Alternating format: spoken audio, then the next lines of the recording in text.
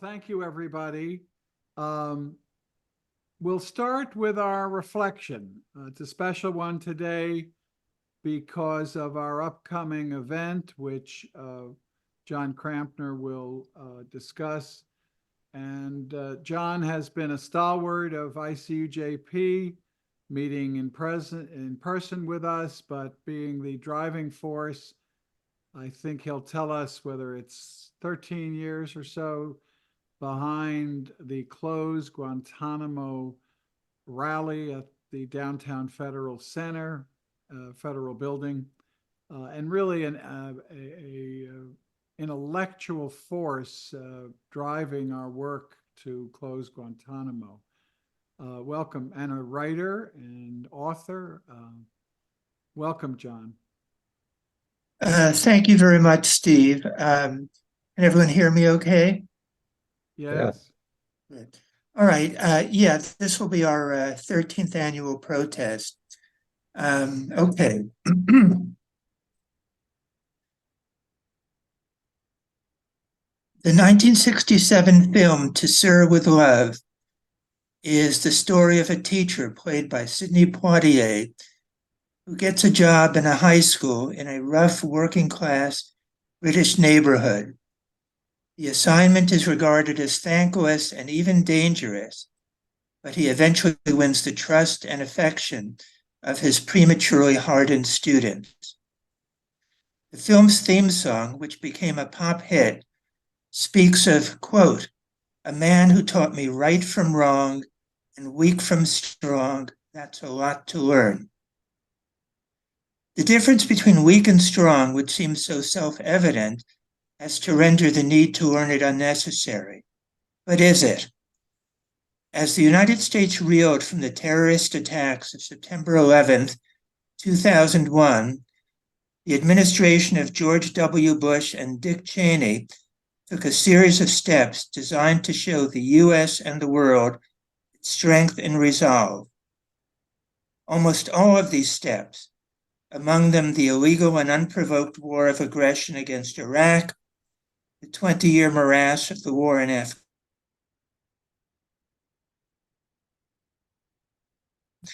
and the functional elimination of Fourth Amendment protections against illegal search and seizure, all have proven to be unwise, corrosive of America's constitutional order at home and of its standing in the world.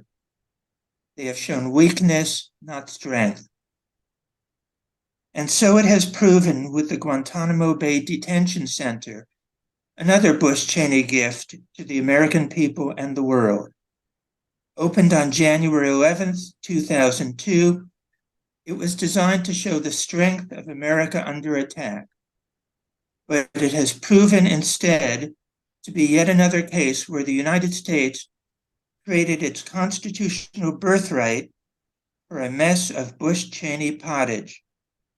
Sadly, it has been kept open by presidential administrations of both parties and by Congress ever since, showing that many of the worst ideas in Washington are bipartisan.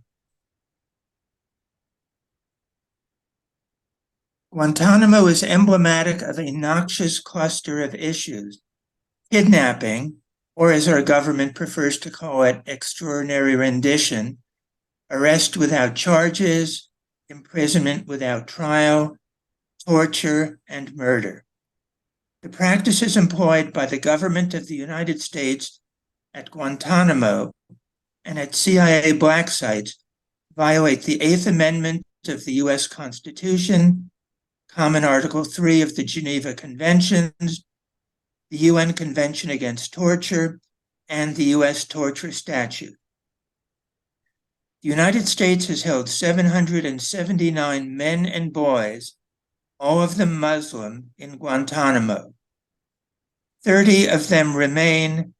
16 of those 30 have been cleared for release by that notorious sympathizer of liberal causes, the Pentagon. Some of these men have been cleared for years, but there they languish, there they rot. Our government has been able to impose its will on them, But does that show its strength?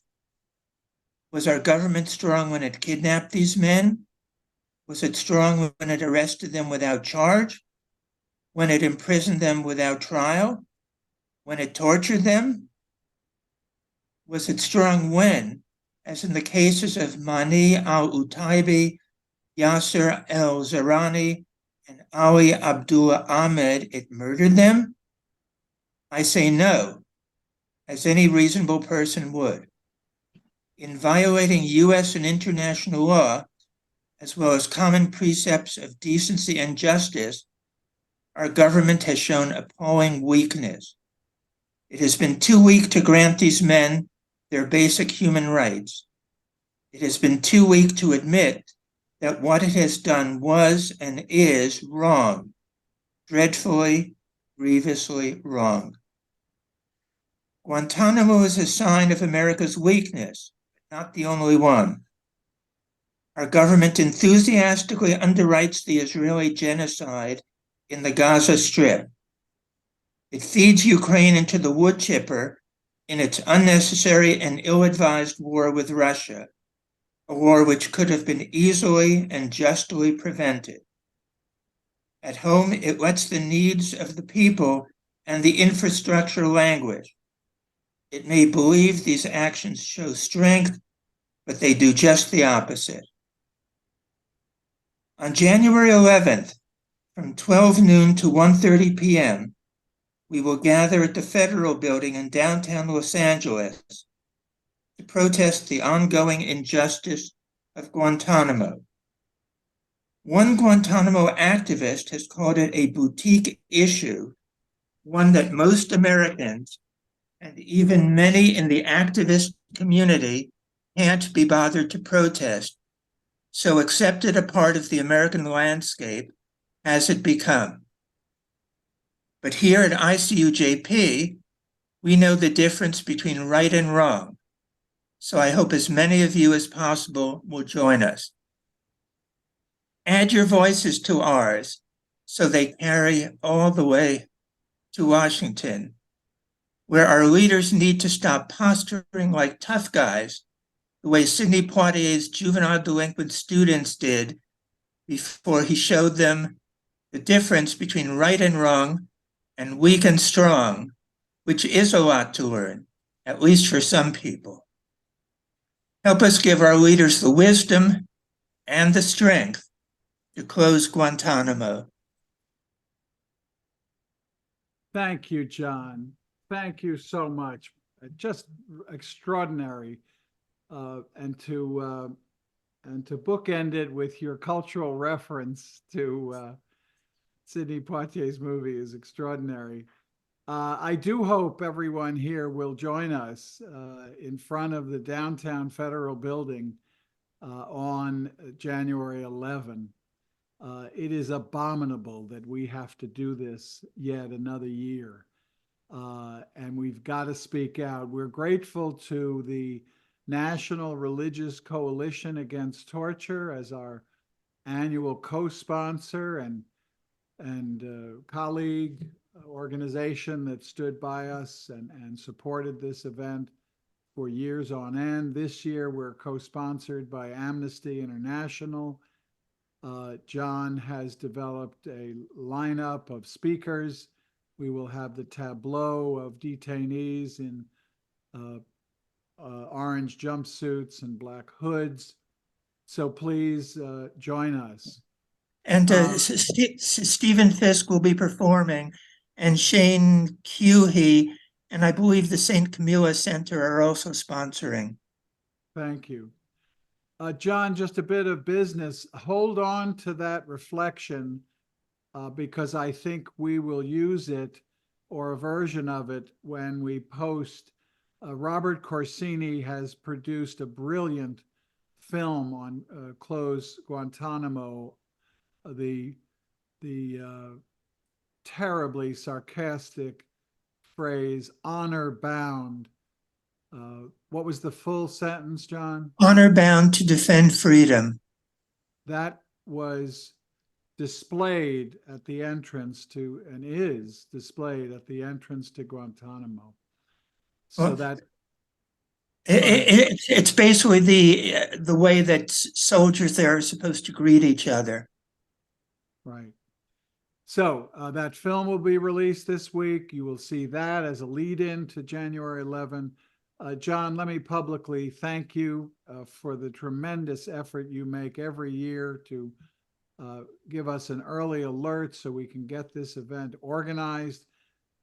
We hope and pray to the day that we can retire you from that task and you can use your skills for other things. And I am thrilled to have Ani Zonneveld with us. She was an early supporter of ICUJP.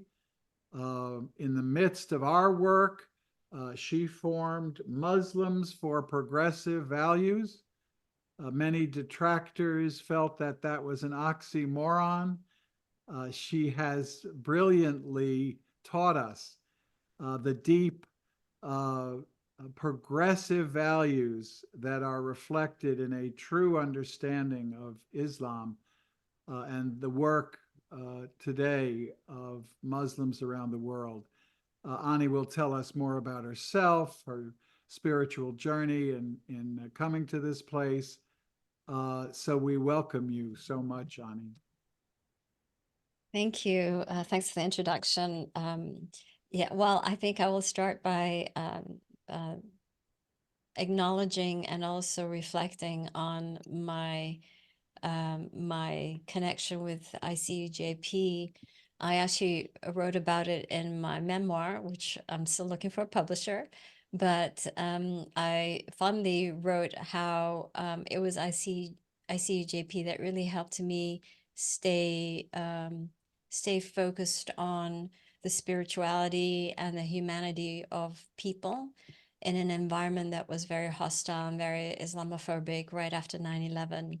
And it was George Regas and other religious leaders in ICUJP that really imbued the values of love and compassion. And that really inspired me to start Muslims for Progressive Values along with other like-minded Muslims. And, you know, one of our principles, number 9, is compassion. And I want to read that real quickly. It reads, compassion. We affirm that justice and compassion should be the guiding principles for all aspects of human conduct. We repudiate the use of violence, whether on an individual, organizational, and/or national level. And I would tip my hat off to that, being inspired by my the environment that ICUJP offered me in the time of need of my my thirst for spirituality. You were my watering hole, and that's actually a reflection from the Quran.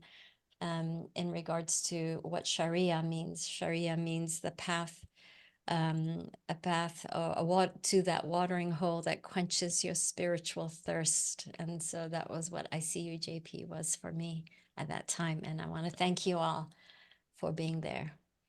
So Muslims for Progressive Values I was founded in 2007 here in Los Angeles. It was basically a way for me to create a community for myself. I'm originally from Malaysia, an immigrant. I don't have family here, and I didn't grow up here either.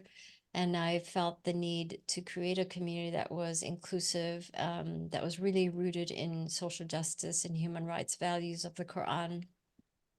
And that not only knew it in a theological form, but actually practiced it. And that is that challenge. When we know that theology, how do we actually practice that? And that's always the schism in religious communities. We see that in many faith traditions right now as well. And I will be speaking more into that in detail. But the values, I want to touch a little bit on the verse of the Quran that inspires me, and that is Islam is about justice. And in Quran chapter 4, verse 135, "O you have believed, be persistently standing firm in justice. Witness for Allah, even if it be against yourself or parents and relatives. Whether one is rich or poor, God is worthy of both. So follow not personal inclination, meaning corruption, lest you not be just. And if you distort your testimony or refuse to give it, then indeed God is ever with what is knowing of what you do. And this is the challenge that we have in our community right now in regards to speaking up against and challenging the injustice within your own community, within your own faith tradition. That is actually the hardest thing to do. It is too easy to focus on what others are doing harmful to you, like Islamophobia or anti-Semitism. That is all legitimate, but it is too easy. What is most difficult is to challenge the injustice within your community. For us, to challenge the anti-Semitism within the Muslim community, for the Jewish community to challenge the anti-Muslim Islamophobia within their community, as an example, right? Because that's really rampant right now, more so than ever, unfortunately and sadly. And it's also, for me, double sadly when there is so much similarity, theologically speaking, between Judaism and Islam. We are cousins. And I was reading a book in the middle of last year by a professor of Islam at a Canadian university. And I discover, or he revealed, that Prophet Muhammad's mother was a Jew from Medina. And that was such a stunner, because that is not something that we were ever taught. It's completely a hidden fact. And when this was revealed to me in this book, it made complete sense because of so many historical events that happened, how the people of Medina, the Jewish tribes of Medina, invited him to come the peace maker, the mediator for peace between their tribes in Medina. And for me, I never understood, why would they come to a Muslim prophet that they did not acknowledge to be the peace mediator for the conflict between their tribes. And then the book reveals that he went back to Medina with his mother and lived with his mother's family for a few months, swam in the stream. His mother's family were carpenters, and they made the mezuzahs and all the Jewish carpentry needs of the day. And so that's how they knew that he would be a trusted mediator. So it all made complete sense. But this is the sort of how we are informed, but we're partially informed. And whether it be the news media or whatever it is that we read and expose ourselves to information, what is omitted also shapes how you think about things, right? And so these omissions are the pieces, the golden nuggets in Islam and the culture of the Muslim societies throughout centuries that I've discovered in my journey to Islam, relearning Islam for myself. And there are so many more of these golden nuggets that still reveal itself after so many decades of learning and relearning.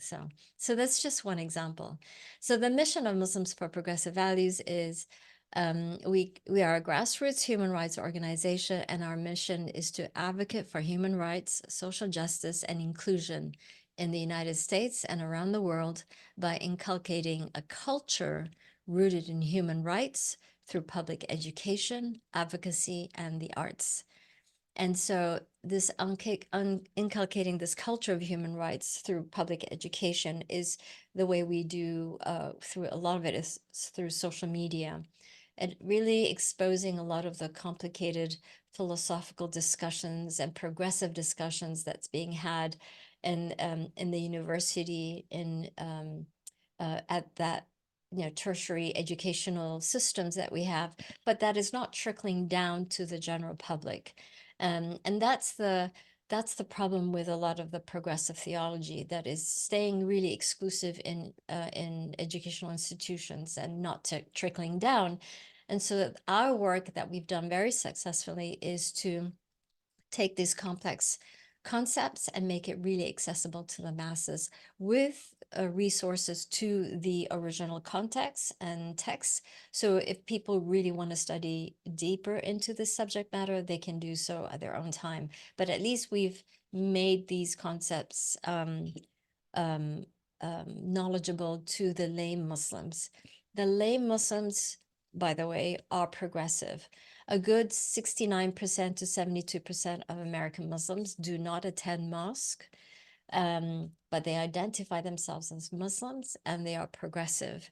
And some of the reasons of why they don't attend mosque is they don't subscribe to the culture at the mosque, the way women are treated, and the issues of LGBT rights and various, social justice issues that they feel don't correlate with the teachings of the Quran. So like I said, the schism between what theology is and how you practice that theology is two different things in many faith traditions. So since 2007, MPV also secured the ECOSOC consultative status at the United Nations, which allows us to be really in the room to negotiate language. So for folks who've known me since the 22 years, I started as this very naive person with a young child, and I've come to be really much more savvy about legal language and the UN mechanisms and how you can argue for human rights in the legal mechanisms within the United Nations. And so I've been using those legal mechanisms to argue against human rights abuses that are justified in the name of Islam or Sharia law, which has been going on for too long without any challenge.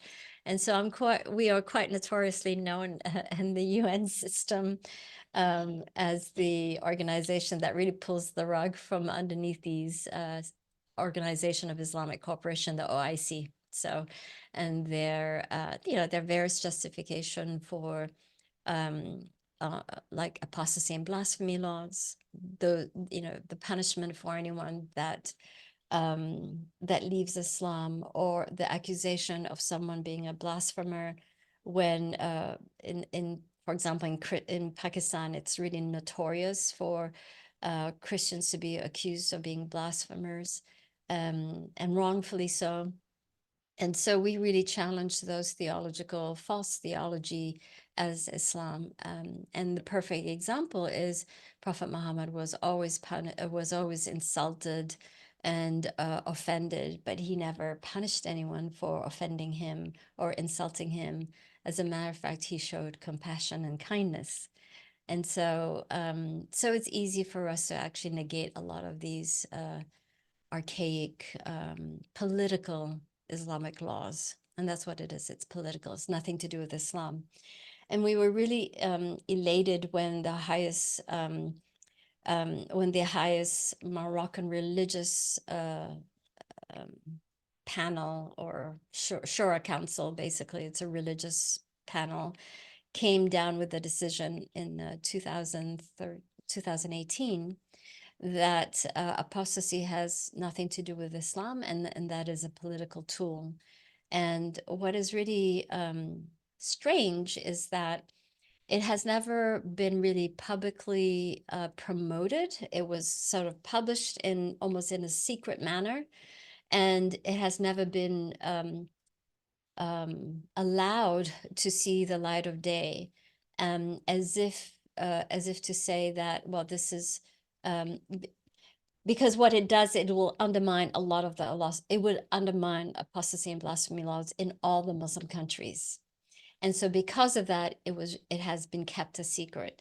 And so I happened to be in Morocco that one year, and I actually met with one of the gentlemen that was on this religious panel. And I introduced myself, and he was all smiles, and nice to meet you.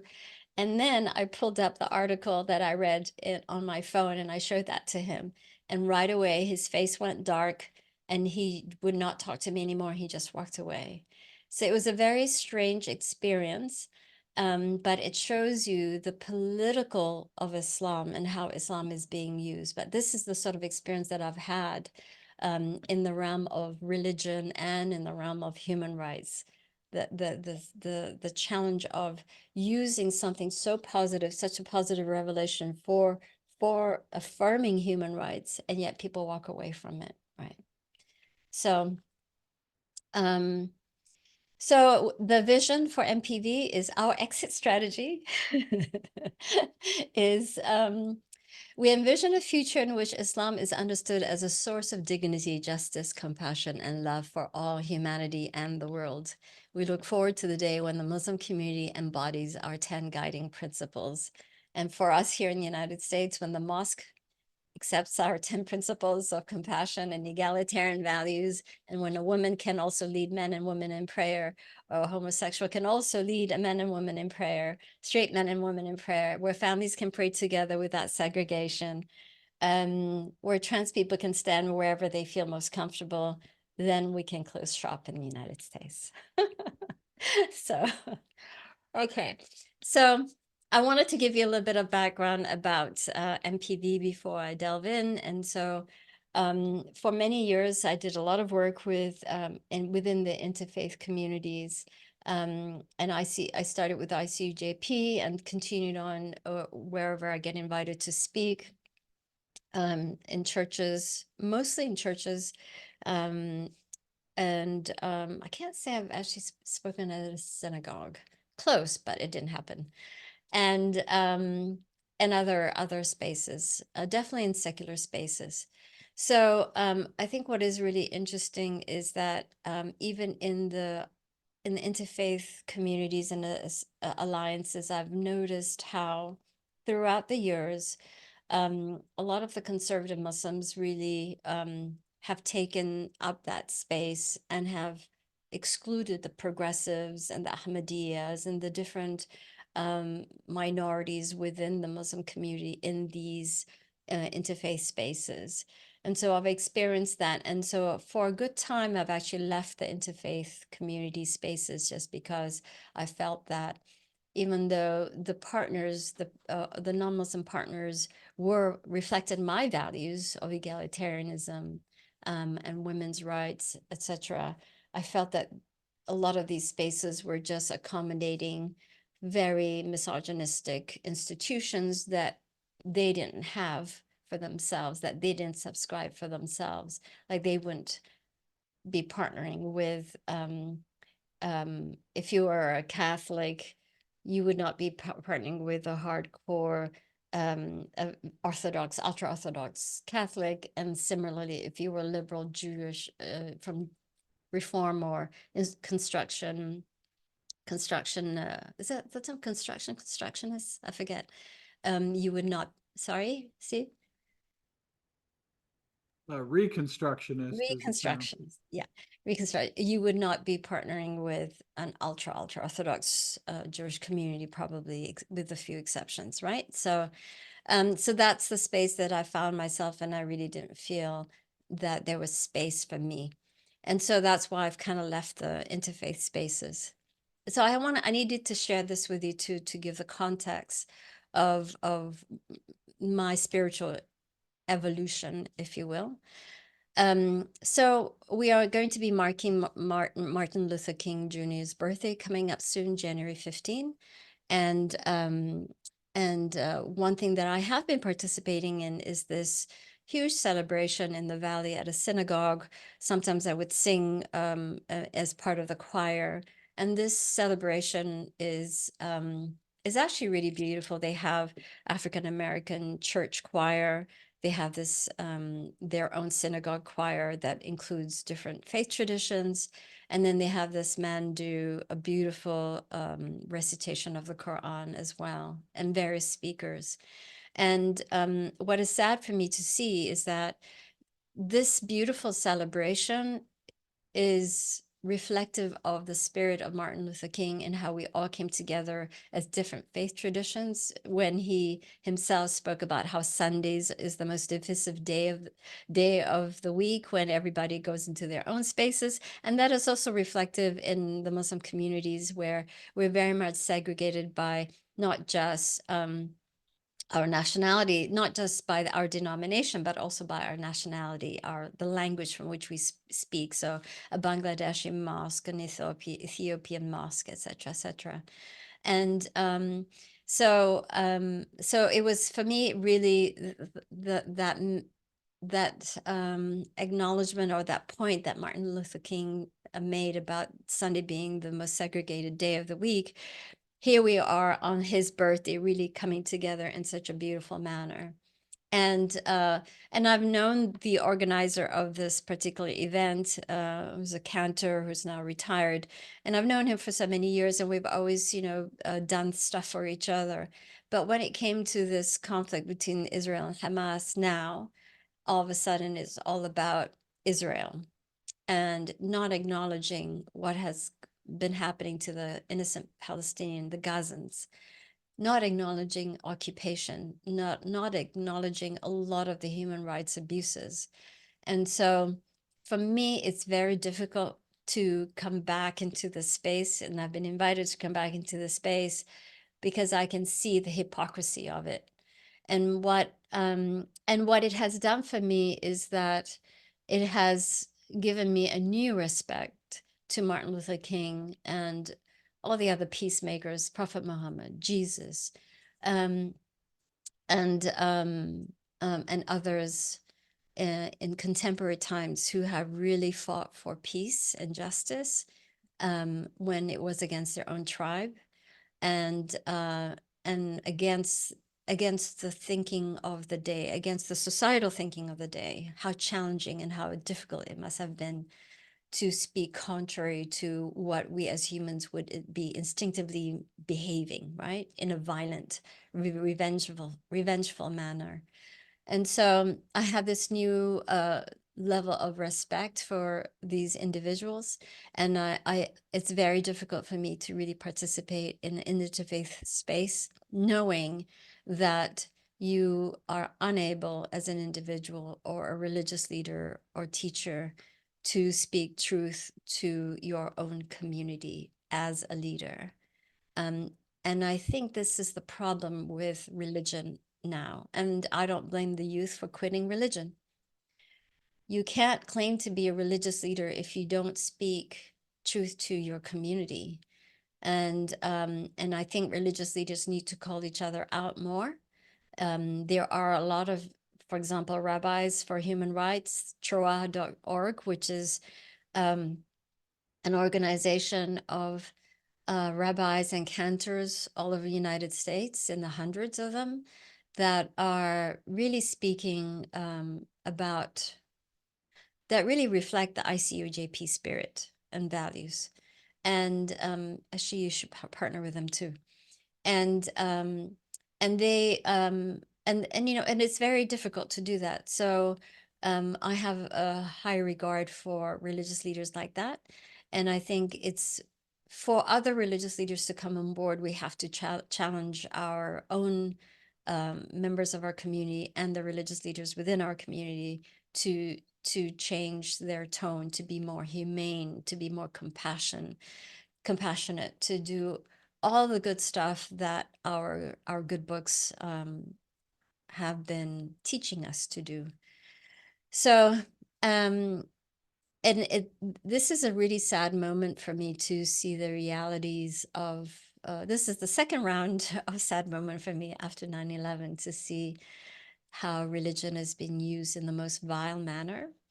And it's so documented on video. We see this, I see this on social media. And so for me, whether from the Muslim perspective, Islam is mentioned 52 times, peace is mentioned, justice is mentioned 52 times in the Quran. And you really cannot have justice. You really cannot have peace without justice.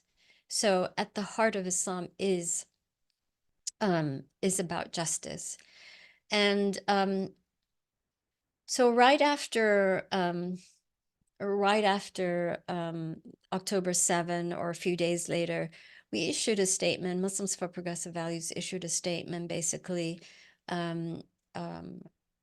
stating that what happened on October 7 by Hamas is a war crime, and Israel's subsequent revenge attacks and the killing of innocent civilians in Gaza is also a war crime.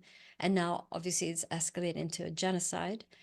Um, but in the first few days after October 7th, October 10th, when we made that statement, we also made a statement, the only solution is a political solution, is the end of occupation and a two-state solution. And simply for stating what I think is a fair and cognizant or cerebral strategic solution to the problem, we got canceled by some progressive Muslims, right? And so it's very difficult to speak in this space of it, because what we did in that statement basically acknowledged that the state of Israel is here to stay, but there needs to be a state of Palestine as well. And that for some Muslims is unacceptable, to acknowledge that there should be a state of Israel. And of course, on the other side, you've got Israelis saying that no, we need to annihilate the Palestinians and force immigration. That's what they're talking about right now, right? The Israeli government is forced immigration to Arab countries. And so they're normalizing genocide. But on the Muslim side, we are also some of the conversations, not all, but some of the extreme conversations is about it should be a one-state solution, or Israel is illegally created, and so on and so forth. So both are non-starters. Both are not the solution to the problem. So so then again, how do we bring our community to all our communities to that love and compassion for not just for yourself and for your own community, but also for your neighbor, because you cannot have peace if there's no justice for everyone. And that there lies the problem. How do we bring our constituency to that love and compassion? The Quran opens all the verses except for one with Bismillahir Rahmanir Rahim, in the name of God, the most compassionate, and the most merciful. And the word Rahim is similar to the Hebrew word Rahim. That root word is so beautiful. The root word is womb, the woman's womb, because the womb is that space that is the most nurturing, the most caring, the most protective of that being. And that is how God characterizes itself as the most merciful, the most compassionate, right? And so Rahim is how we as human beings should be practicing our faith tradition in the most nurturing and most loving and protective manner of all individuals, not just for ourselves. And so, this is the spiritual funk I'm in, the spiritual sadness I'm in and feeling. It really breaks my heart. And I feel that what is really lacking is this, we don't have a way of spiritually healing. And I think we cannot move forward as peace and justice advocates when we are spiritually unhealed ourselves. And I'm thinking that maybe what we need to do is we need to create a space of spiritual healing in our respective communities and faith traditions, or non-faith traditions. It could be also agnostic, but I think there is spiritual agnostics too, and spiritual atheists too. That spirituality comes from, again, I hark back to the spiritual embrace that ICUJP gave me when I really needed, and that was what was healing for me. And I think we all as a society need that. When I push back, we publish a newsletter every month, and every month I write an op-ed, so to speak, or what Ani Zonneveld thinks about the issues of the day and what is going on, and how our work is woven into these issues and how we address these issues. And last month I wrote about the definition of genocide.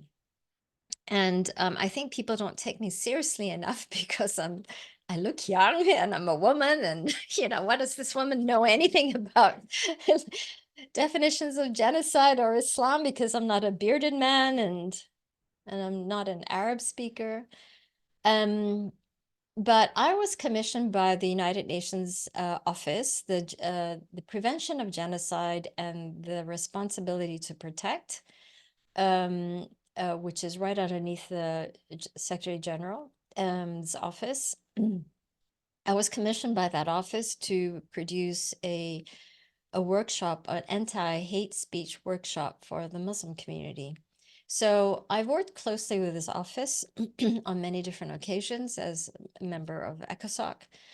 And I'm also on the advisory council, the Multi-Faith Advisory Council for the UN agencies, where we all advise all the 27 UN agencies on human rights matters as at the intersection of faith, and how faith can be used in an affirming human rights manner. Because UN is a very secular institutions, and some of these institutions, UN agencies, can be very hostile to religion, as a matter of fact. And so our way is to actually help the UN agencies address some of these issues that are, some of these human rights issues are really are hindered by faith. And so how do we use the language of faith to dismantle the hurdles that some of the UN agencies are going through? So that's part of the work, and so that's part of the purpose of being on this Multi-Faith Advisory Council to the UN agencies. And so I'm defining what genocide is, and how this is a genocide, what's happening to Gaza right now, to the Palestinians right now. And of course, I get a lot of pushback. But what is really surprising is the folks that push back against me are real intellects and Jewish folks that like our work for the most part, because we're very self-critical. We challenge the Muslim community when it comes to a lot of misogynistic and homophobic standings and positions they take in the context of Islam. So a lot of non-Muslims like our work because we do that.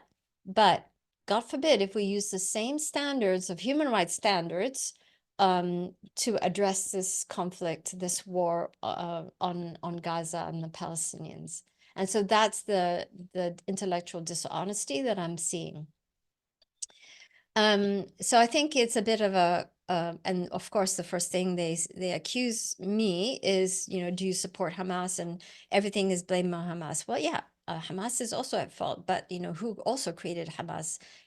One thing we all know, scientifically proven, and this is where I want to get into the politics of it, is there's so much evidence, history, scientific studies on how to eradicate radical ideology. And violence does not do it. Bombs don't do it. You have to compete. The only way is to get to the source of it. So I'm going to give you an example from Malaysia. So I'm a product of a father who was a diplomat, and before he was a diplomat, he was also the Deputy Minister of Interior of Malaysia. And at that time, there was a conflict because of the Vietnam War. So communism was was making its way into Malaysia. We have a large Chinese population in Malaysia, and so the Chinese were buying into communism. And so they started blowing up infrastructure and that sort of terrorism in Malaysia. And what the Malaysian government did, my father is Malay, and we are the majority, and we were in the government. And so what his government did was basically to go to the root cause of what is it that you are disenfranchised about? And those were the very issues that they addressed. And within a few years, communism did not take hold in Malaysia. Those that were fighting for communism laid down their arms and gave up the fight. And it only took a few years to do that. And so there is plenty of evidence also military advisors in our political system right now. With I'm also a member of the Council of Foreign Relations. When I'm in these policy conversations, there are plenty of people, experts, talking about these bombs do not eradicate radical ideologies, and we know that also from ISIS, for example. So, and the fact that we're having this conversation about what Israel is doing to Gaza and how the accusation, well, Hamas is hiding behind civilians, that's a bit of a cop-out. And it's also a bit of a cop-out when we, if you want to get into the weeds about bombs, we do have smart bombs that can blow up one floor and leave the floor above it and the floor below it untouched, like we did when we assassinated one Taliban Haqqani leader in Afghanistan after we left Afghanistan last year, FYI, right? So anyway, so talking about let's talk about the genocide, the Convention of the Prevention and Punishment of the Crime of Genocide. And this is where I find my sadness even deeper, is to see our political leaders, including here in California, and not really speaking out and speaking up against what's happening to the civilians. If you were to take what they all said about the bombing of civilian infrastructure in Ukraine, and then you just suppose it to what's happening in Gaza, I mean, the silence or the justification for what's happening to Gaza is just mind-boggling, and then it's just intellectually dishonest as they come. So what's problematic about what's going on with our political leaders, particularly with Biden right now, and how he is arming Israel in the way he is when they're saying a genocide Joe, it really makes me cringe. But if let's take the emotions out of it and let's just talk about the legality of it, it is really apparent that we are just we are complicit. And the prevention of genocide, what the evidence of genocide more than anything is what has always been very difficult is to prove the intent. Usually when usually the UN will pronounce something that is genocide, a genocidal event after the fact, because so many people have been killed, and what has been very difficult to prove is the intention of that killing. But in this particular case, the intention is in abundance by the political leaders of Israel. And so, and that is why South Africa had all the data it needed to collect, to file an 85-page document to in the International Criminal Court in The Hague. So, and so this is what's happening now. And not only that, but a few days ago, 11 Israeli lawyers, I'm assuming, wrote a letter to the government calling out and pointing out, listing the proclamation by Israeli government officials, high-level officials and military officials, of their intent of annihilating Gaza and enforce immigration, migration, etc., etc. And they were basically listing the evidence for themselves, for Israelis, to the government as responsible citizens, to make a statement that you are verbalizing your intent for genocide. And as a signature to the convention, this is something what citizens need to be doing. And that's maybe something that Americans also need to be doing to our political leaders, to Biden that you are not doing your duty as a co-signer of the convention. Because one of the responsibility is you have to call it out when you see it. And once you call it out, you are also responsible to prevent it. That's why it's the Convention on the Prevention and Punishment of the Crime of Genocide. And we're not doing that as Americans. And that's maybe something that we can do collectively. Israel's citizens have done that, 11 of them. Maybe it's in Hebrew, so maybe we can figure out how to get that translated and follow in the footsteps of that. That's just an idea. I think that beyond the legality of what's happening and how Biden is arming Israel in the way it has is problematic for us politically, for me morally as well, and I'm sure for many Americans, such as yourself. And then, you know, the choices for elections that we have, if it's going to be Trump, it's going to be pathetic. Someone who is you know, someone who incited violence, a revolt on January 6th, and someone who is arming a complicit to genocide. I mean, that's not really much of a choice. And the other big problem that we have as American Muslims, and for myself, when I work in the international arena a lot, and particularly in the Muslim communities internationally, it just it has undermined all the human rights norms, the human rights standards that America claims to be the torchbearer of. We don't have any moral legitimacy whatsoever, zero. And that is a problem, not just for America, but for the world order. Any sense of law and order, and it's just undermined all of that. And that's worrisome, that's saddening.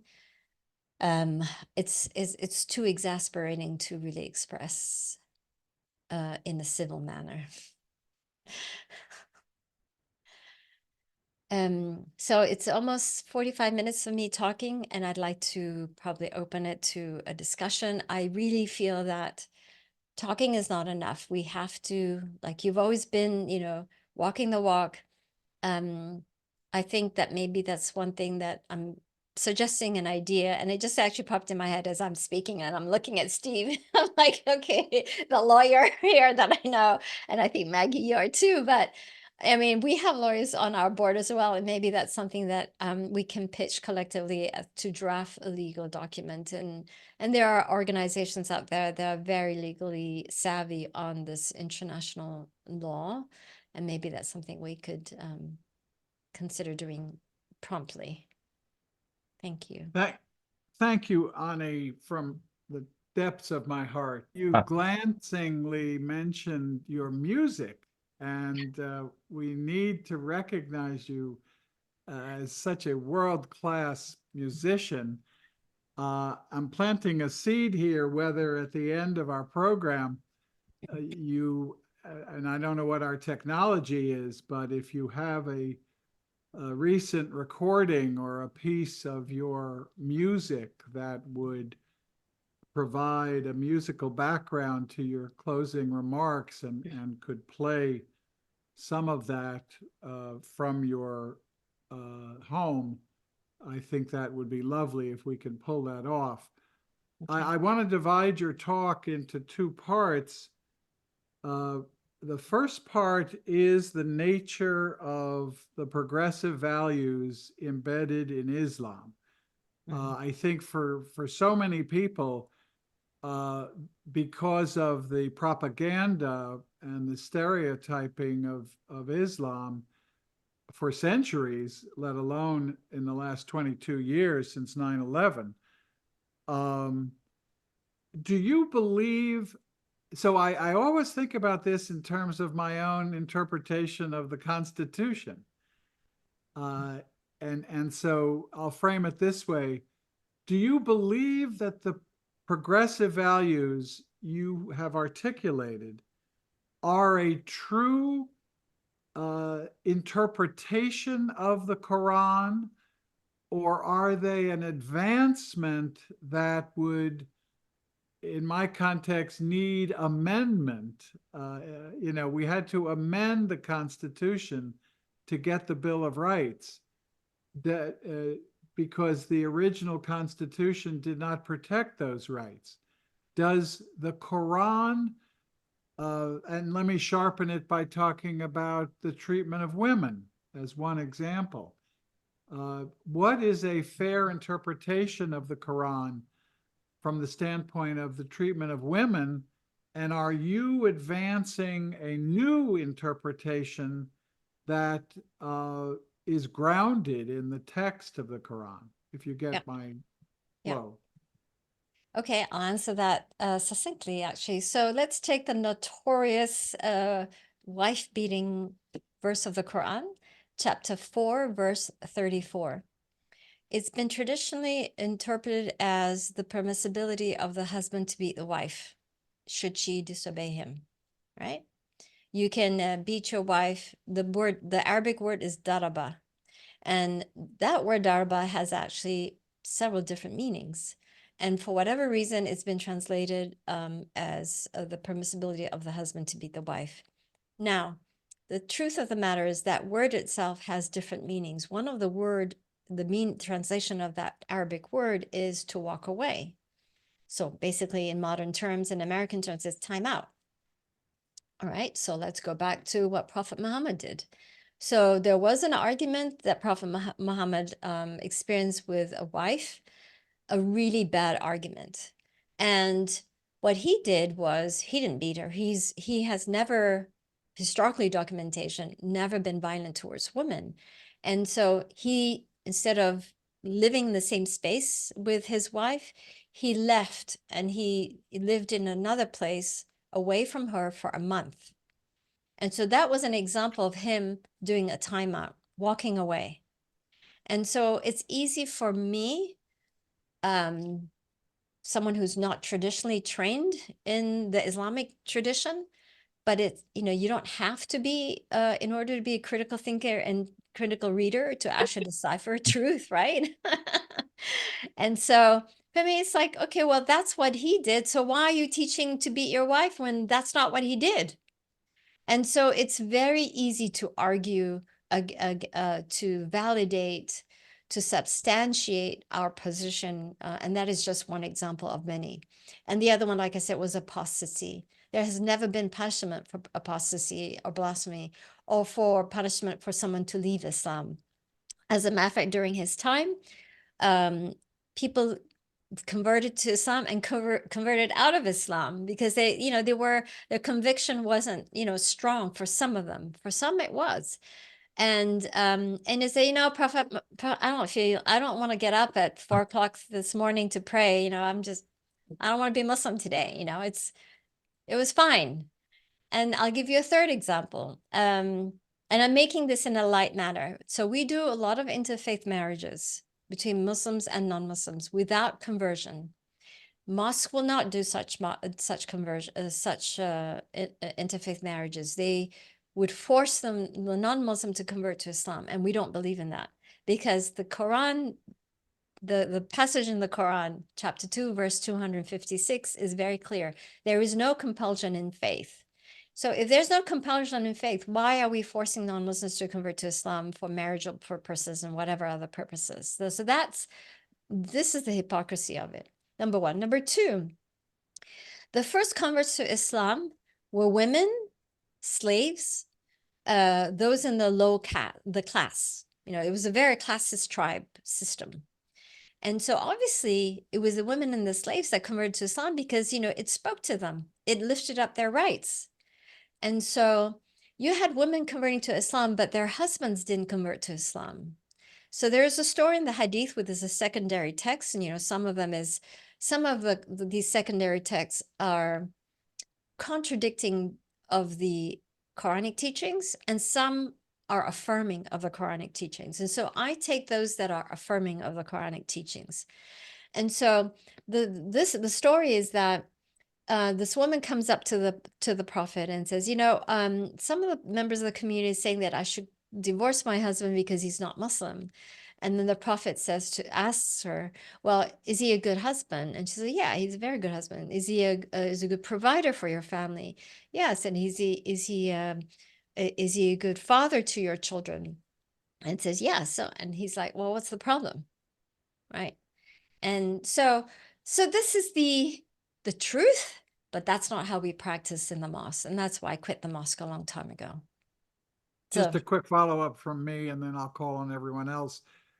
We also hear ISIS and others cite the Quran that it is your duty to kill the infidel. What is your view of that? so that particular verse is in regard to a particular historical context.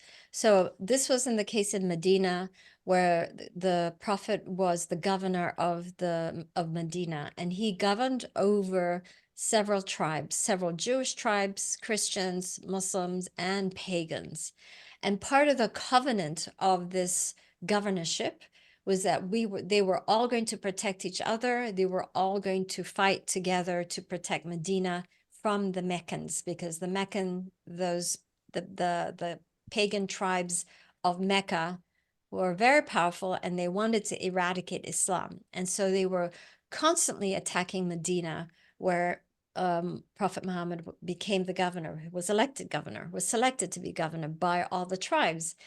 There was one particular tribe that reneged on that covenant, and this is a matter of survival. And so that particular tribe became a traitor.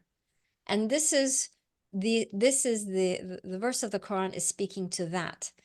I can count to so many times where it is not about killing the infidels. So the first martyr, Jewish martyr, to defend Medina was a rabbi of a particular tribe. He fought to defend Medina. Why are we not hearing about that story?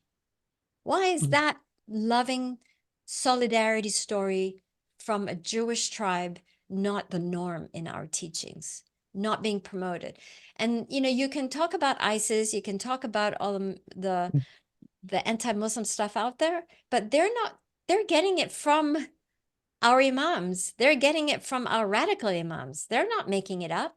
So Muslims need to check ourselves. We can't change that narrative until we do it ourselves. Okay, so that's one example. The second example is that there are so many covenants between Prophet Muhammad and the Christian tribes, because the first king to protect the newly formed Muslim community was an Ethiopian Christian king. As a matter of fact, it was depicted in a movie, and I forget what's the name of the movie, a Hollywood movie. And because of that, and because of many other occasions, Prophet Muhammad has a covenant with Christian and Jewish tribes that Muslims will protect you, your religion, your places of worship until the end of time. Why is that not being taught in mosque to children, to the society at large, not in the academic field, but in to the lay people? And that's what we do. Is some of this kind of clarification on the website of Yes. Yes. MPV? Yes. Wonderful. So let's recommend everybody go to that for more detail. Thank you so much. I've got 3 hands so far. John? Yeah, thanks for a really interesting presentation, Ani. You mentioned that after October 7th, that Muslims for Progressive Values was canceled by a number of progressive Muslims. I was wondering which ones.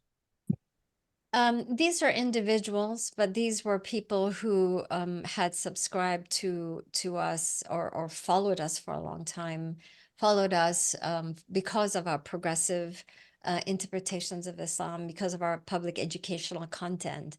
And so those folks are the ones that really say, oh, we're, and promoting to unsubscribe from us, and really pushing, really advocating to unfollow us, to not donate to our work, and so on and so forth. Yeah. But so it's not large, but it was very surprising, given that, well, if you subscribe to our progressive values, then it includes loving and compassion and nonviolence. And we share the verse of the Quran about nonviolence. And so you can't, and I say this to everyone, regardless of what religion or non-religious, like, you can't pick and choose human rights. Sorry, folks, because if you do, you're the hypocrite. And so that's our position. And I live by it because I can't, at the end of the day, those are our values as an organization, but it's also mine personally. And I don't think there's no point in having principles and values if you don't stick by it, and especially during the hardest of times. Here, here. Rick. Hi, Ani, thank you very much for taking the time to speak to us about these issues. Yeah, and I was struck while you were speaking about some of the issues that have happened with translations, or how people read certain passages. And I don't think, as I was thinking, that's not just endemic to the Quran. There was a whole passage about in the Bible about how man has dominion over animals, and how that word has changed in translations um, from through the centuries. So I think that has a lot to do with how we read religious texts, maybe through our own fears and through our own neuroses over the centuries as well.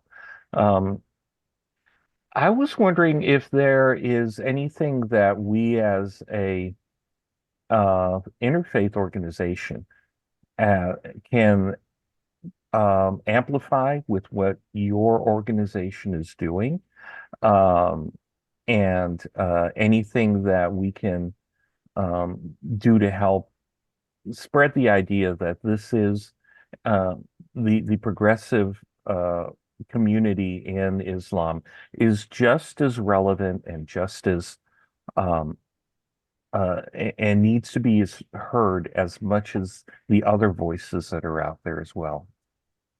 And the thing about it too is, like, it's almost as if and okay, so I'm in policy spaces. I also have been hired by the EU as a consultant on how to shape their funding on matters for Muslim societies, and advancing, say, women's reproductive rights, family planning, and that sort of thing, right? And it's really strange because, like, I'm giving you the solutions, and I'm giving you the narrative. But it's like they don't want it, and it's like, why are you not taking it? You're hiring me to do this and not using it. What's the problem? And it's almost as if they don't want the solution to the problem. It's just a facade. It's almost as if, no, I think we prefer the radical Islam as the dominant one, the conservative and misogynistic and homophobic one as the prominent, as the real Islam, because we've got then something to keep our jobs. Mm. Because if there is a solution to the problem, which there is, and I've been successfully implementing them in 3 African countries, Burundi, DRC, and Rwanda, really violent societies. I mean, I haven't even gone into those, discussing those with you, but when I go to Burundi, I have a guy with his AKG, with his gun in the car with me, when we're going into the countryside, working on women and girls' rights. And because the imams I work with are really imbued in human rights, and the imams that we're up against are radical imams that try to kill our progressive imams. So that's the dynamic. And yet, we're doing the hard work, and my partners in the field are doing incredible work at the risk to their own lives. And these people in the State Department, all of these people, they know there are solutions, but it's almost like hitting a wall all the time. And so, and domestically, I think, those who hate Islam and Islamophobes, they just love the radical stuff. And also ex-Muslims. If you go to Reddit, ex-Muslim Reddit is full of the most awful stuff that is basically your Saudi Wahhabi, you know, misogynistic, the most misogynistic, hateful stuff. And that's what the ex-Muslims promote as Islam, because it also justifies why they left Islam. So that's what we're up against. But we can Thanks. exchange notes, Rick, after, offline about, happy to. Sounds good. Thank you for that. Anthony. Wow. So you've done such an extraordinary job of helping us to understand the Quran from an, I would say, enlightened perspective and progressive perspective. So I have two questions. One is, you haven't touched on the Quran's view on Jews. And this brings me to a second point, which is I've been reading the Quran since 9/11 in different translations with commentaries that are very old, and I would say outdated. In my Christian tradition, I have a New Interpreter's Bible that is very helpful in bringing to light, modern perspectives on the Bible and controversial passages relating to women and also with Jews. There are passages in the Gospels that have been used to justify anti-Semitism. And this commentary provides a context for showing why that's an erroneous take on the Gospels with respect to Jews. So I bring this up to say, my second question is there anything planned to do a progressive or enlightened commentary on the Quran that would help the next generation to read it from that perspective? I personally would love to see such a book. So there is one that I've been using, is called the Reform Quran. And so it's by 3 different authors, and the one name that I remember is Edip, Edip, Yüksel, Yuksal. It's a Turkish YUK. Yuksal. Yüksel, okay. And so their methodology is to use the language of the Quran to the Arabic of the Quran to translate the Quran itself. So they're not using contemporary Arabic words because then that's not the time from which it was created and written and revealed, right? Makes sense. Mhm. So that's one. But there are other newer ones, but I don't have the titles off the top of my head, nor do I have a copy of it, but I can probably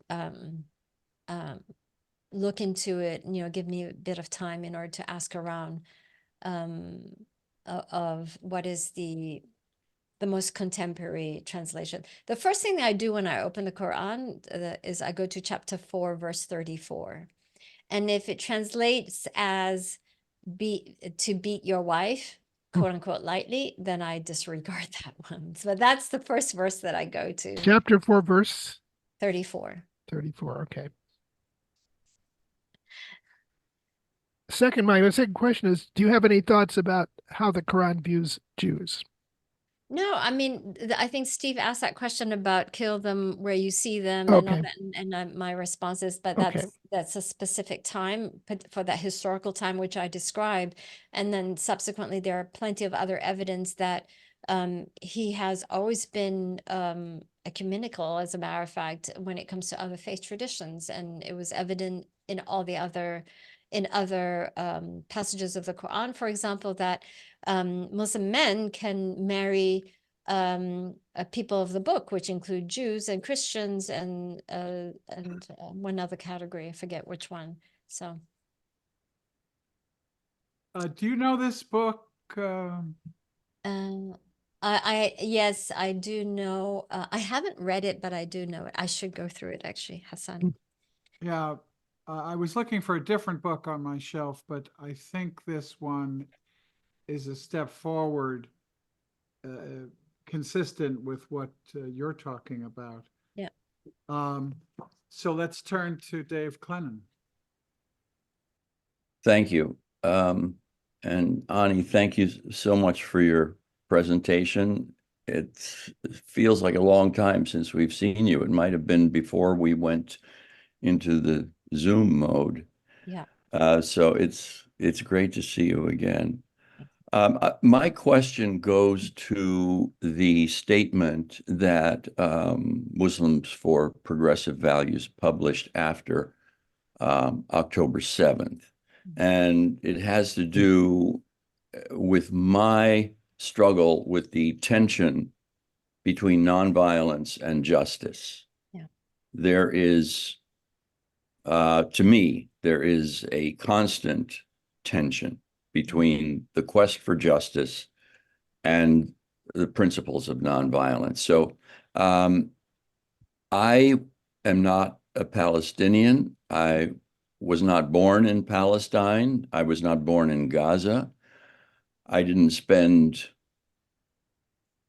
my whole life trapped in Gaza.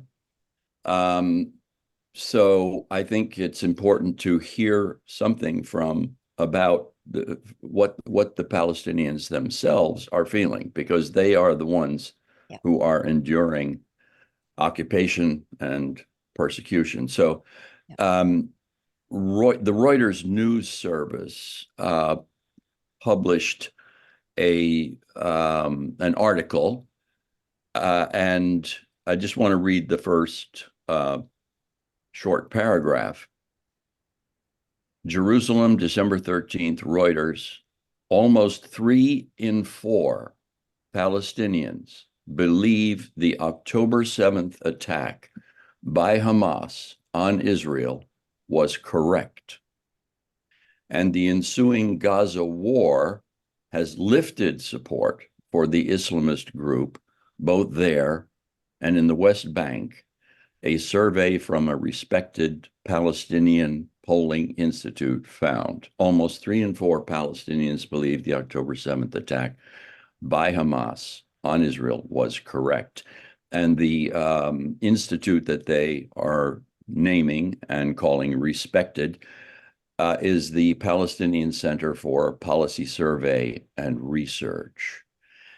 So if we respect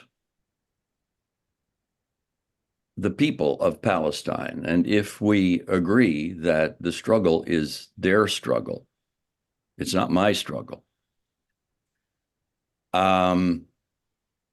is it fair for me to use my standard of judgment, a Western white person living in comfort and security? Is it my position to,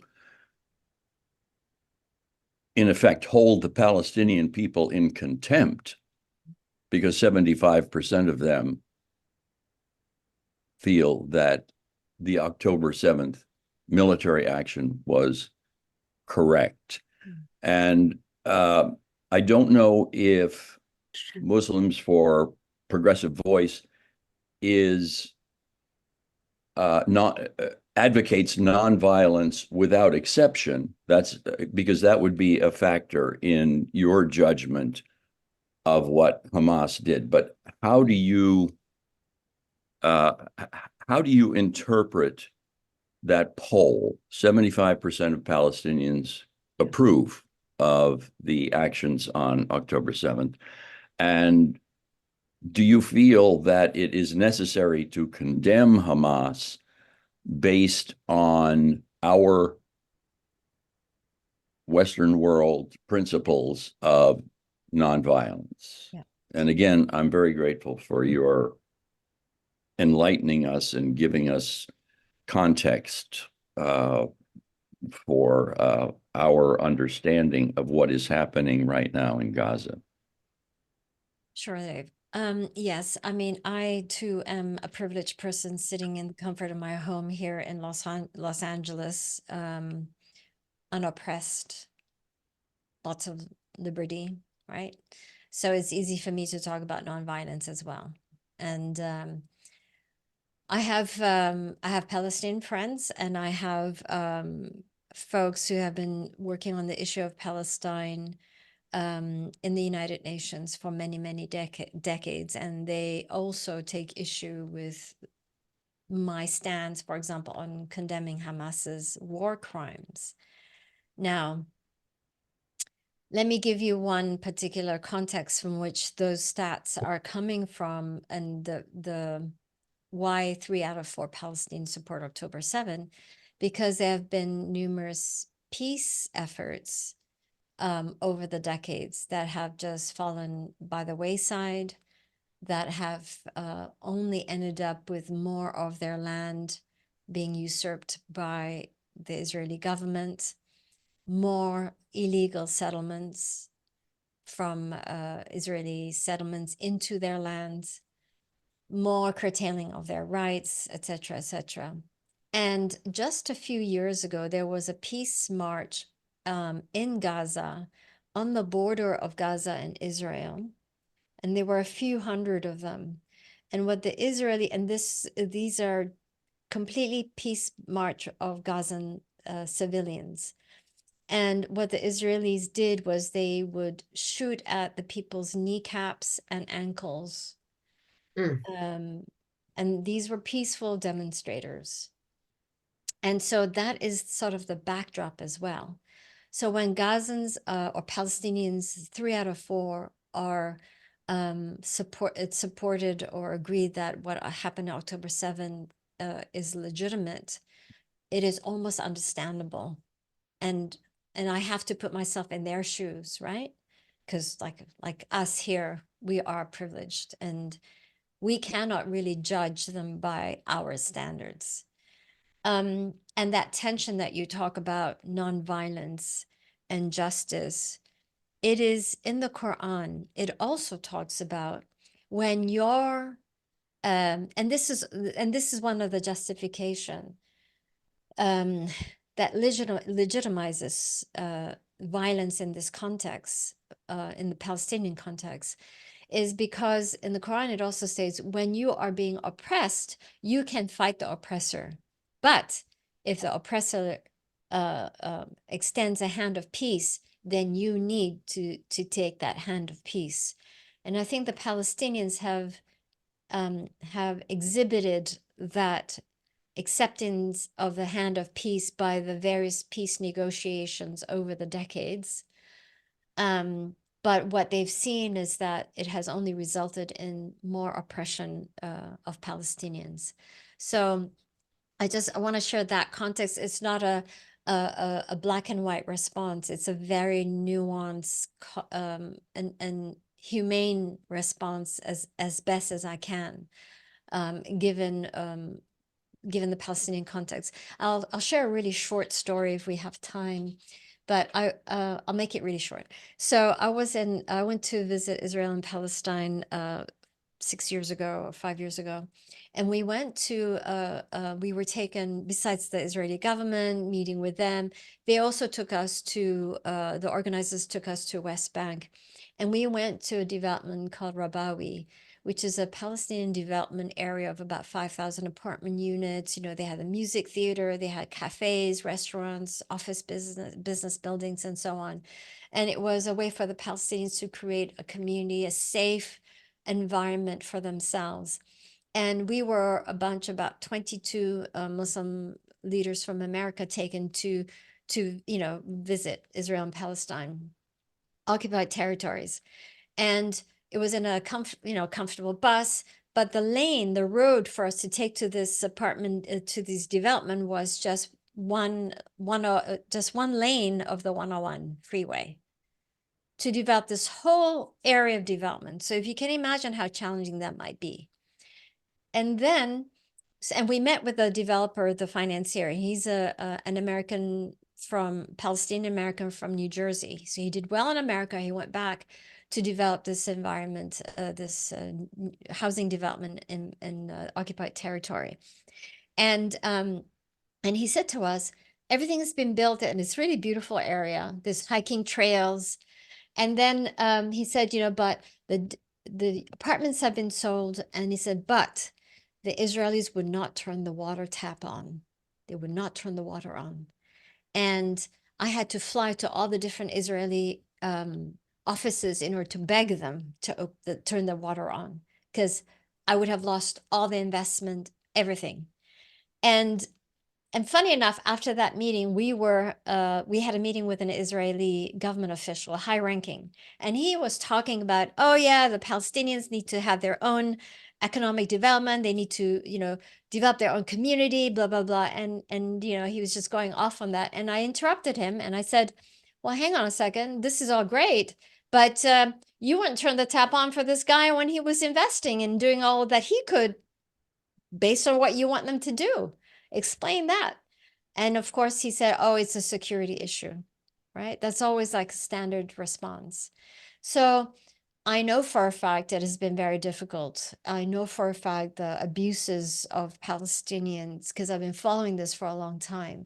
It's just incredible how the world has not been paying attention in detail until now. And I think October 7 has really woken up the world, not to just who Hamas is, but the subsequent 75 years of oppression, and in detail as well. Like in detail, that has been reported by Amnesty International, by B'Tselem, the Jewish human rights organization, by so many human rights organizations. Now, all these documentations at the UN is kind of actually coming to light in infographics. Like, you can't drill a well as a Palestinian without the permission of Israel. I mean, how absurd is that? They will poison the well. I'll leave it at that. Yeah, that's. Can I just interject one thing very quickly? You said Hamas war crimes. Yes. And I would just like to point out that we have the actions of Hamas have not been dealt with in any impartial legal forum whatsoever. And most of the evidence, so-called evidence that we have, is testimony from the Israeli government. And finally, it is not a war crime when one military force confronts another military force. That in itself is not a war crime. And what may have happened after that initial confrontation has not been proven. We have no evidence from any impartial witnesses. We have no physical evidence. And I think that the allegation of war crimes needs to be postponed until we have some kind of third-party, neutral testimony and examination of the evidence. Thank you for letting me butt in like that. No, and yes, and it is true, because Israel has not allowed the United Nations to investigate the October 7th independently. And there has been zero autopsy on any of the bodies, and then that's because Jewish tradition is to bury, and like Islamic tradition is to bury the body within 24 hours. So, yeah. Just quickly, are you aware of any Palestinian organizations that have condemned the Hamas attacks? No, I don't know. I don't know. Yeah. Obviously, everything will need a thorough investigation and accountability on all sides. And also it didn't start with October 7. I think Exactly. I think that's your point. Yeah. That this isn't a snapshot, Yeah. and the unbearable grievance and grief of all Palestinians, let alone 2/3 of them, Yeah. we have to recognize. Let's get in some quick final questions or comments. Sophia? Yes, good morning. I was really by your presentation. I have more of a procedural question because I think Palestinians right now need to be more united than ever. Those groups that have come out against you. My only question is a procedural one. Did you consult with them prior to submitting any language? And if that was the case, I think it's important to reach out to them and say, excuse yourself for not consulting with them. And trying and merge that, because there are a lot of women that sometimes don't have space and the men control the narrative. So to put out an olive branch to have a meeting with them, those that have not decided to work with you, I think that would be something that I would really support, because we have to stay together. Thank you. Yeah, thank you. No, these were not Palestinians that were pushing back at us. As a matter of fact, I think that the Palestinians have a much more pragmatic reality on what's going on in the field and in the ground. And so for us as an American organization, I think that's really important. We also have to be mindful of not supporting Hamas in a way that categorizes us as, or we have to be mindful in how our language is expressed in regards to Hamas, because like it or not, the United States government has identified it as a terrorist organization, right? And so as an American organization, we have to really be careful about the legality of such a position. And so our position of a two-state solution is what has been legally accepted as the way forward by the United Nations and by many Western governments, except they haven't actually implemented it. But I'm going on the basis of the work that we do at the United Nations as the framework from which we express ourselves. We cannot express ourselves based on constituencies who are not policy savvy. I think this is very important, or human rights savvy. And in the midst of anger on revenge, that is definitely not a way to express yourself as an organization. You can do whatever you want as an individual, but not as an organization. And that's actually where the line is. Maggie. So last night I got called in on a conversation with Barbara Lee and Rashida, and one other person. I had to leave for a call with my family and it interrupted it, but there was some mention of Bernie Sanders has a bill that would involve a ceasefire. So I was thinking, before we try to reinvent the wheel, we should find out what they're doing already that might be in conjunction with what we subscribe to.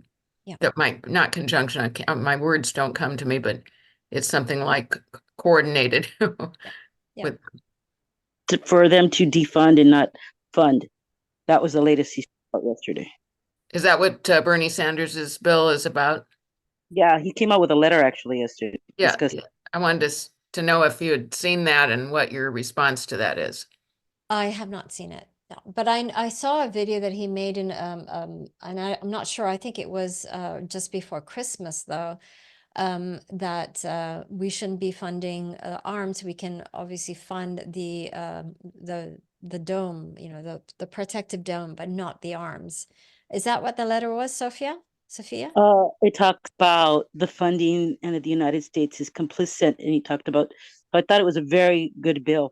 I mean, a letter. So the letter he just sent out yesterday, and it talks about defunding and not being complicit. Okay. But I do think that we have to hold a stick up to, in addition. So let's wrap up this section by asking you for a few thoughts on what we can do. In other words, what can we do as individuals? What I took a step to renew my sign up with Muslims for Progressive Values.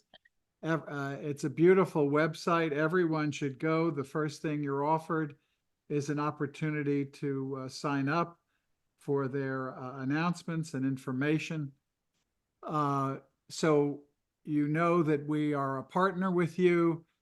What would you offer as a couple action items, let's call them, as we wrap up? Yeah. Well, first I'll follow up with Rick in regards to the partnership on, the public educational stuff, and maybe something we can do in correlation, borrow from each other in regards to the theology of things, and the progressive theology. And secondly, I think it would be good to have a discussion on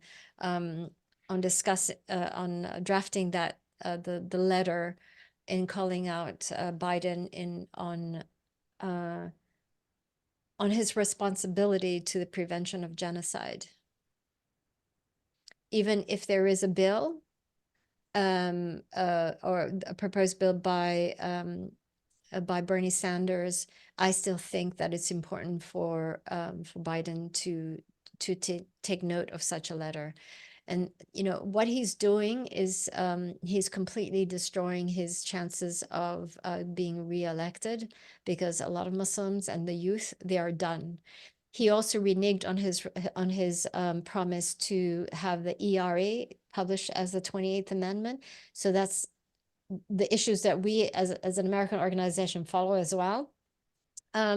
So we're kind of pissed off at him about that as well. So we're, I mean, it's silly, it's like, there's not much you have to do in order to get us, campaigning or, supporting the Democratic, supporting the candidates that reflect our values, right? Let me reframe this so we're gonna get into trouble. But there's not much, it's just so minimal, but it's so pathetic. And I just don't understand what his advisors are feeding his brain, and it's very frustrating. Thank you, Ani. Let's work together, whether it exists already, such a letter, or whether in collaboration we can kick off such a letter and then widen our partners and signatories. On the political side, I said this is an open forum. Last week, I said elections are about choices. You don't get to vote for your ideal candidate. You get to vote, in this case, for the better of the worst evils. And I just think all voters have to think about the alternative being Donald Trump, who is clearly no friend to Muslims, no friend to the Palestinians. And that's the stark choices we're being offered this season. Ani, everyone on this screen knows that at this time I've often told newcomers that they are card-carrying members of ICUJP. You have a vintage membership card at ICUJP, and we renew it annually. Please join us on these Friday mornings. I'm so grateful sitting here to hear that ICUJP was a direct inspiration for you. It means the world to us. I remember that Medea Benjamin early on in 2004 said she knew of no group around the country that at that point for 3 years had been so consistent in our work for peace and justice. And it lifts us up, Ani, to hear your story, and that the beautiful and extraordinary international work that you personally and through Muslims for Progressive Values are doing, and the notion that we played a role in inspiring that is a tremendous boost for us today. Thank you. Thank you, Ani.